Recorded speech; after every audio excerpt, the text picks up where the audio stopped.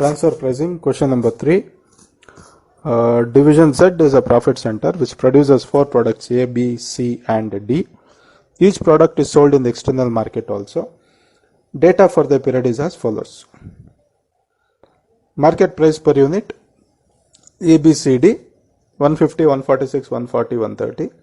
Variable cost of production per unit 130, 100, 90, 85. Labor hours required 3 hours, 4 hours, 2 hours, 3 hours. Product D can be transferred to division Y. The maximum quantity that might be required for transfer is 2500 units of D. D ಅನ್ನೋ product ನ Y ಅನ್ನೋ ಡಿವಿಷನ್ಗೆ transfer ಮಾಡಬಹುದು. Maximum 2500 units ನ transfer ಮಾಡಬಹುದು. The maximum sales in the external markets are as follows. A adds 2800 units, B 2500 units, C 2300 units and D is 1600 units. So that is the maximum sales which you can do in the external market. So division Y can purchase the same product at a slightly cheaper price of 125 instead of receiving transfers from transfer of product D from division Z. That means what it says here is Y can also purchase the same product at a cheaper price at 125 rupees. So what should be the transfer price for each product of 2500 units of D if the total labor hours available in division Z are total labor hours available in division Z are 20,000 hours and 30,000 hours. Now these A, B, C and D, all the 4 products are produced in division Z. They are produced in division Z. So your D product is being sold to Y division, a division called Y division, and they are ready to buy it at 125 rupees. Same product. So that's the point. Now you are asked to calculate what is the price per unit for 2500 units which is produced, that is D product, which is produced in Z division, if the total labor hours available in Z division is 20,000 hours and 30,000 hours. So here what it means here is our limiting factor is the labor hours. So we need to check what is the total contribution which we get from each product A, B, C and D, and allocate the number of hours to each of the product. So that product which gets more contribution should be given more preference. The product which we get less contribution should be given less preference. So that is what we are going to do here. So now you can go back to you can look into the solution now. You can look into the solution. So what it says, the basic calculations required. See, to calculate hours required to meet the maximum demand. What is the total number of hours you need? A, B, C, D, number of units, number of hours, it is given in the question. Units also given in the question. Multiplying that, you get the total number of hours. So A, B, C and D in total you get you need 27,800 hours to manufacture the given number of units. But in the question we can see that division Z has only 20,000 hours. That is one assumption. When there is 20,000 hours, required hours is 27,800 hours. The required hours is more than the available hours. So let us calculate the contribution for each product A, B, C and D, and then see which product gives you more amount of contribution, and let us allocate more number of hours for that. That is first come first serve basis. Contribution, that means the product which has got more contribution, give more number of hours to that. Less contribution, give less number of hours to that. That's the point. So calculating the contribution, you can go through the next table. That is selling prices 150, 146, 140 and 130. From that the variable cost is also given in the question. Deducting that you get the contribution. Now this contribution should be divided by the number of hours. Divide that by the number of hours which each product requires, A, B, C and D. A requires 3 hours, 4 hours, 2 hours and 3 hours. So dividing that you get contribution per hour. So A gets 6.67 rupees of contribution per hour, 11.5 for B, and C gets 25 rupees contribution per hour and D gets 15 rupees contribution per hour. Now rank this contribution generally.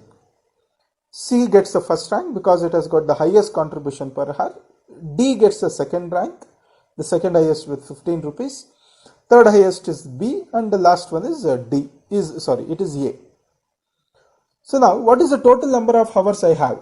The first one which is given in the question, I have 20,000 hours, but I need 27,800 hours to manufacture the given units, but I don't have so much of hours. So now I have to check how many or which product should be given more importance to manufacture and which need not be given. That's the point. So for that, when 20,000 hours are there, the following calculation we are going to make. You can go through the calculation given here. So that is first contribution product. We are writing these products based on the contribution rank. C has the first rank, so it is written first. D has the second rank, it is written second. And B has the third rank, it is written third. A has the last rank, it is written last. Now number of units demanded is also to be written. C units demanded is 2300, D is 1600, B is 2500 units and A is 2800. How many hours you need? Let us take it like this. C needs 2 hours. 2300 into 2 hours is equal to 4600 hours. Out of 20,000 hours, when 4600 is reduced, the balance hours is 15,400 hours. Coming to D. D requires 1600 units into 3 hours per unit is 4800. The balance hours available is 15,400 hours. Out of that deduct 4,800, so you get 10,600 hours. B requires 2,500 units at 4 hours per unit. You need 10,000 hours. 10,600 minus 10,000 hours is equal to 600 hours. And lastly, you have 600 hours for A product. That how many units you can manufacture? You cannot, the demand is 2,800. But with 600 hours, how many units you can manufacture is 600 divided by 3, you get 200. That the reverse calculation we have made there. So after 200 units of A, you will not have any hours left over. So the hours column is blank. So how many units you can manufacture? C you can manufacture 2300. D you can manufacture 1800. B you can manufacture 2500 units. And A you can manufacture only 200 units. So the 20,000 hours is distributed in this way. Now coming to the point, so further you need to transfer the goods to division Y. The product D is to be transferred. How many units of D is required by division Y? It is 2,500 units of product D is required by division Y. And how many number of hours you need? 7500 hours you need. 2500 into 3 hour per unit. So that is 7500. So how do we get this 7500 hours?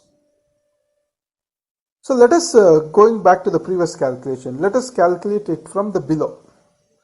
From A, I'll take 6600 hours. So what is the contribution I forgot?